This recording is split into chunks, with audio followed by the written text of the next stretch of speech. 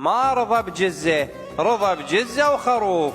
وقصة هذا المثل كان اكو احد الولاة بالعهد العثماني يفرض على بعض القبائل ضريبة، وهي ياخذ كل سنة منهم جزة صوف، يعني صوف خروف، الكل 10 رؤوس من الخرفان.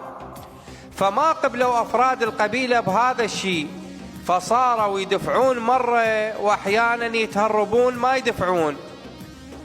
بعد فترة تغير الوالي إلى والي أشد من الوالي القديم، فصار عنده علم بأن أفراد القبيلة يتهربون من دفع الضريبة، فأمر بزيادة الضريبة، فخلاها الضريبة جزة صوف ووياها خروف، الكل 10 خرفان.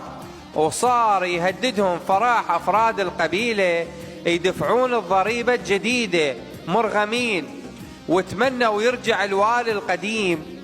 وعبر أحدهم بقوله، قال: ما رضينا بجزة، رضينا بجزة وخروف. فهاي قصة المثل المعروف. فإذا عجبكم المثل وقصة المثل تخلونا لايك ومتابعة واكسب لور حتى يصعد حسابنا، ونقدم لكم المزيد من القصص والأمثال العراقية الجميلة. والسلام عليكم ورحمة الله وبركاته.